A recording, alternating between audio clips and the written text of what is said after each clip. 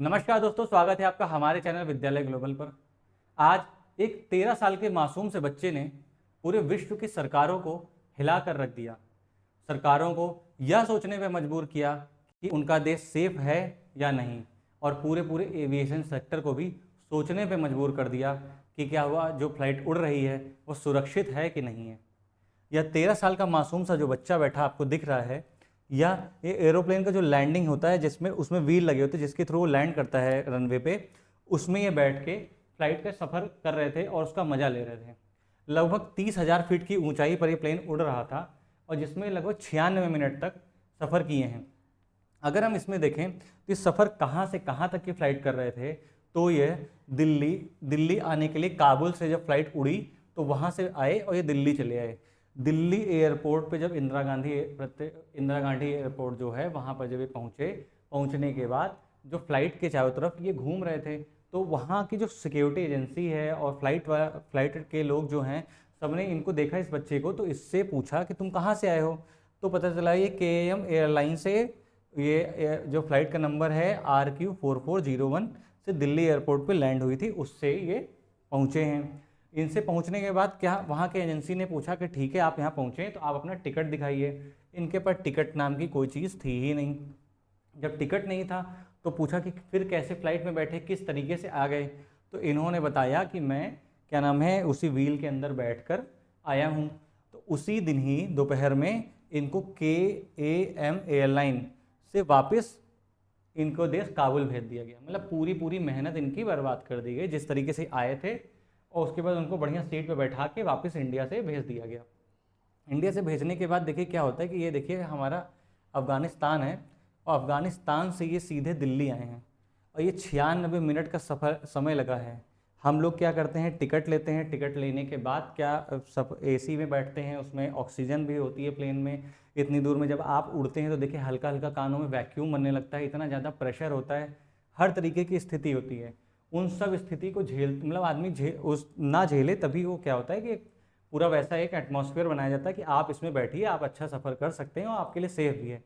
लेकिन इन्होंने क्या इतना रिस्की चीज़ चुन ली जिसमें लगभग लोगों की मौत हो जाती है। इनके साथ अपने आप में एक चमत्कार हो गया जिसके थ्रू ये आ गए। अब इतनी दूर आए हैं तो देखिए अफ़गानिस्तान जो है यहाँ पे तालिबान का शासन है। तालिबान का शासन होने से क्या होता है, थोड़ी बहुत यहाँ पे बंदिशें होंगी इस प्रकार की कि जीवन कैसे जिया जाए क्या जाए, वहाँ नियम कानून थोड़े सख्त होंगे। तो अफ़गानिस्तान में भारत के रिलेशन बहुत अच्छे हैं। अफ़गानिस्तान के लोग भारत को बहुत प्यार करते हैं और बहुत अच्छे से रिस्पेक्ट भी देते हैं। और लेकिन पाकिस्तानियों को उतने ही वो पा जाएँ तो वो गोली मारते हैं। मतलब इस तरीके का उनके अंदर गुस्सा रहता है कि पाकिस्तान में बिल्कुल चोर उचक्के रहते हैं, इनके इनके देश में जाके क्या नाम है दुनिया भर के गलत गलत काम करते हैं और सरकारों को भी डिस्टर्ब करने का प्रयास पाकिस्तान की एजेंसीज करती हैं। इन सब तरीके का काम किया जाता है। लेकिन अगर इसके आगे अगर हम बात करें तो ये इंडिया को प्यार करते, तो इस 13 साल के बच्चे के अंदर भी वो होगा कि मैं अपनी अच्छी ज़िंदगी जी सकूंगा, इसलिए मैं क्या करता हूँ कि इस यहाँ से चलता हूँ इंडिया। पैसे थे नहीं, वीज़ा होगा नहीं, इसलिए इन्होंने इस तरीके का रास्ता अपनाया। तो ठीक है, आप इस तरीके से आ गए। आने के बाद क्या नाम है, इस बच्चे से जब पूछा गया कि तुम आए कैसे, द न्यू इंडियन एक्सप्रेस जो है उसने अपनी रिपोर्ट में बताया कि जब काबुल एयरपोर्ट पर वह जो पूछा गया तो उसने बताया कि जो काबुल एयरपोर्ट है, देखिए काबुल एयरपोर्ट पे KM एयरलाइन है ये, इस पे मतलब कि जैसे ये रनवे है तो ये यात्री सब लोग आ रहे थे, तो ये भाई साहब भी यात्रियों की गाड़ी में आए और जब यात्रियों का ध्यान इधर उधर भटकने के बाद तुरंत जाके ये इसी देखिए व्हील है इसमें जाके बैठ गए। और बैठने के बाद क्या होता है कि देखिए ये जो व्हील होती है इसमें इतनी ज़्यादा जगह नहीं होती है कि आदमी इसमें बैठ सके, लेकिन पता नहीं किस हिसाब से बैठ गया। मतलब कोई पतला दुबला कोई आदमी होता तो भले बैठ जाए, ये जिस हिसाब से बैठे और चले आए। अब उसमें अगर हम बात करें कि ये बैठ गए तो इसका मतलब कैसे इनकी जान पे बात आ गई, तो जान पे बात आने के बाद देखिए सबसे बड़ी क्या होती है, जैसे जैसे ऊंचाई बढ़ती है, प्लेन कैसे उड़ता है, ऐसे उड़ता है ना, ऐसे इस तरीके से जैसे जैसे ऊंचाई बढ़ती जाती है वैसे वैसे टेम्परेचर कम होता जाता है। टेम्परेचर कम होने के साथ साथ ऑक्सीजन भी कम होती है। क्यों? क्योंकि ये क्या होता है, जैसे मेरी अर्थ है, अर्थ ये अर्थ के चारों तरफ देखिए एटमॉस्फेयर की लेयरिंग होती है ऐसे ऐसे करके। जो लेयरिंग होती है तो उसमें क्या होता है कि प्लेन इस लेयर के जस्ट ऊपर वाले लेयर पे यहाँ पे उड़ रहा होता है। तो ये हमारा ऑक्सीजन सिर्फ इस लेयर के अंदर होती है जिसको हम बोलते हैं क्षोभ मंडल। क्षोभ मंडल के सिर्फ अंदर ही हमारा ऑक्सीजन होती है जहाँ पे आदमी जी सकता है, रह सकता है। और उसके बाद यहाँ से प्लेन उड़ता है तो ऊपर जाता है तो ऑक्सीजन लेवल जाहिर सी बात है कम हो जाता है।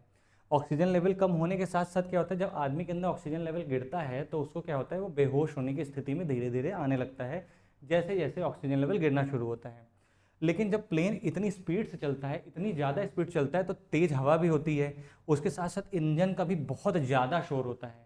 इतना तेज़ इंजन का शोर होना और तेज़ हवा का होना, उन सब को सहते हुए ये बच्चा पता नहीं किस प्रकार से आके चला आया, क्योंकि जब इतनी तेज़ शोर होता है तो आदमी के कान उसको नॉर्मली सुन भी नहीं सकते, आदमी एक तरीके से बहरा हो सकता है। उस स्थिति में भी वो बच के, और डॉक्टर ने बताया कि बिल्कुल स्वस्थ हैं और चले भी आए।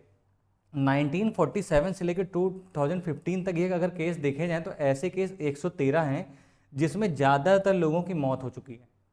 अब ये इनके अपने आप में एक मिराकल है कि इनके से ये क्या हुआ, कि ये कैसे बच गए, ये तो भगवान ही जानता है।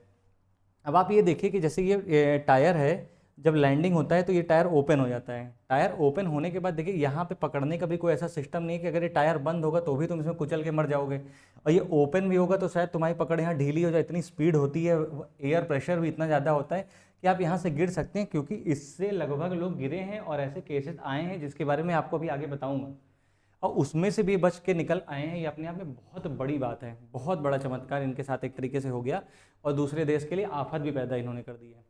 अब अगर हम बात करें कि ऐसी ही घटना के बारे में, तो 2019 में देखिए खबर छापी गई थी जिसमें ये बोला गया था कि नैरोबी से हीथ्रो हवाई अड्डे तक 9 घंटे की उड़ान से बोइंग ड्रीम लाइनर से क्या नाम है इसको, ये भाई साहब चढ़ गए थे।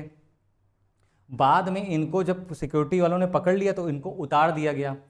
अब उसके बाद क्या करें, ऐसी ही एक घटना और हुई थी नैरोबी के हीथ्रो वाली, जिसमें क्या था कि यह व्यक्ति जो उड़ रहा था लगभग सफ़र तय कर लिया था। सफ़र तय करने के बाद जब वो लंदन फ्लाइट पहुंच रही थी तो फ्लाइट थोड़ा डाउन जाती है। जब डाउन जाने लगती है, रनवे की तरफ जाने लगती है, तो लगभग वो तब फ्लाइट ये 3500 फीट ऊंचाई के ऊपर थी। 3500 फीट था, उतनी ऊपर लगभग फ्लाइट थी। और उस फ्लाइट से एक भाई साहब नीचे गिर गए, क्योंकि जब टायर ओपन, मैंने क्या बताया, टायर ओपन होगा, जैसे कि ये देखिए लैंडिंग हो रही होती है तो टायर देखिए ओपन हो जाते हैं। टायर ओपन हो गया तो ये डिब्बा खुल जाता है। जब ये डिब्बा खुलेगा तो जाहिर सी बात आपकी कहीं से पकड़ ढीली हुई कुछ ऐसी दिक्कत आएगी, आप सट से फुटबॉल की तरह नीचे चले आओगे। अब ऐसी स्थिति थी तो क्या हुआ, लंदन में क्या है कि एक व्यक्ति थे अपने घर के ही बाहर, वो बढ़िया संबात ले रहे थे, अपना पूरा बातचीत कर रहे थे। तब तक उन्होंने ऐसे आसमान देखा तो उनको दूर से दिखा कि क्या नाम है, फ्लाइट से कुछ चीज़ गिर रही है। टायर जब ओपन हुए तो उससे गिरे, क्योंकि उनका घर शायद एयरपोर्ट के आसपास ही कहीं होगा। तो कुछ गिरती हुई चीज़ उनको दिखी तो उनको लगा शायद ऐसा किसी का बैग है जो गिर गया होगा। वो जितनी तेज़ नीचे नीचे जल्दी जल्दी आना शुरू हुई, उतना ही उसका साइज़ बढ़ता चला गया। साइज़ बढ़ते बढ़ते उसको थोड़ी देर बाद लगा कि शायद ये कोई आदमी है जो नीचे की ओर जा रहा है, क्योंकि उसने इससे पहले एक कुछ आर्टिकल और कुछ ऐसी खबरें पढ़ चुकी थी कि ऐसी कुछ घटनाएं घटित हो रही हैं। उसको भी तब थोड़ा थोड़ा भरोसा होने लगा कि हाँ ये बात सच हो सकती है, लोग इसके माध्यम से भी आ जा सकते हैं। अब ये आ जा सकते हैं तो अपनी बात तो सब ठीक है, लेकिन जब ये आए और उसके बाद क्या नाम है, वो जब बॉडी नीचे गिरी तो लगभग 50 to 80% बॉडी जम चुकी थी। मैंने क्या बताया, जब ऊपर जाएंगे टेम्परेचर कम होने लगता है, और जब टेम्परेचर कम होगा तो बॉडी जाहिर सी बात है बर्फ़ ही बनेगी। तो ये बर्फ़ बनने तब आ गया था। इसी ही खबर को इंडिया टुडे ने भी छापा था, और ये केन्या एयरवे की फ़्लाइट थी जिसके थ्रू वो हीथ्रो जा रहे थे। अगर हम ऐसे ही और केसों की बात करें तो और केसों में देखिए क्या, सितंबर 2012 ये केस था, गया था मोजाम्बिक से 30 वर्ष का व्यक्ति था जो अंगोला से हीथ्रो के लिए जाता है। हीथ्रो हमारे इंग्लैंड में पड़ता है, इंग्लैंड में ये एयरपोर्ट है पड़ता है, वहाँ ये जा रहे थे। उसके बाद जांच में ये पता चला कि वह 12 घंटे की उड़ान के अधिकांश समय क्या तो -60 डिग्री सेल्सियस या -76 डिग्री फ़ारेनहाइट तक के कड़ाके की ठंड में भी जीवित रहे। अपना खाने पीने का सामान, बैग, सब कुछ उसमें मिला था। बाद में जब चेक की गई फ्लाइट को तो उसमें सब सामान भी उसी व्हील जहाँ होता है वहाँ पे मिला था। उसके बाद क्या हुआ, जब तक वह ज़मीन पर गिरे तब तक उनकी मौत हो चुकी थी। मौत कैसे हुई, ज़मीन पे कैसे गिरे, जब वो रनवे पे आने के लिए टायर ओपन हुआ तो ये बॉक्स ओपन हो गया। बॉक्स जैसे ही ओपन हुआ तो ये इनकी पकड़ कमज़ोर हो गई और ये गिर गए। वैसा ही एक मामला और आया था 2015 में जोहान्सबर्ग में, जो कि दक्षिण पश्चिम लंदन के रिचमंड में एक दुकान पर एक व्यक्ति का शव गिर गया था। अब जाहिर सी बात है कि क्या नाम, कोई प्लेन उड़ रहा है तो प्लेन उड़ने के बाद तो एक जाहिर सी बात है कि आदमी थोड़ा सेफ्टी के लिए क्या करता है, टिकट लेता है, उसका एक अपना एक एटमॉस्फेयर होता है, उसमें बैठता है, उसमें ऑक्सीजन, टेम्परेचर, प्रेशर सबको मेंटेन किया जाता है ताकि ये आदमी सर्वाइव कर सके। पर ये पता नहीं किस मतलब कि इस स्थिति में जाते हैं कि इनको मतलब समझ में नहीं आता कि किस प्रकार का काम कर रहे हैं और कितना खतरनाक काम कर रहे हैं, जिसमें इनकी बचने की संभावना बिल्कुल जीरो रहती है। उसमें भी भाई साहब एक बच गए हैं जो बच्चे, वो मतलब एक मिराकल ही है उनके लिए। अगर हम बात करें तो जोहान्सबर्ग हमारे साउथ अफ्रीका यहाँ पड़ता है, और ये देखिए मोजाम्बिक, ये अंगोला, और ये देखिए हो गया केन्या। इन सब जगह से लगभग लोगों ने जो फ्लाइट ली थी, ये सारे देश हैं, फ्लाइट ली थी यहाँ से, ये देखिए यहाँ पे लंदन के आसपास आए थे। जब लंदन, और ये देखिए क्या था हमारा जो ये अफ्रीकन कॉन्टिनेंट है, इसके नॉर्थ में मेडिटेरियन सी जब क्रॉस करते हैं तो उसके बाद ये यूरोप पड़ता है, वहाँ पे है। मैं इसको बगल में आप मत समझिएगा, इसका ऊपर था, बट मैंने इसको साइड में लगा कर आपको समझाने के लिए बताया है। तो यहाँ आ गए थे।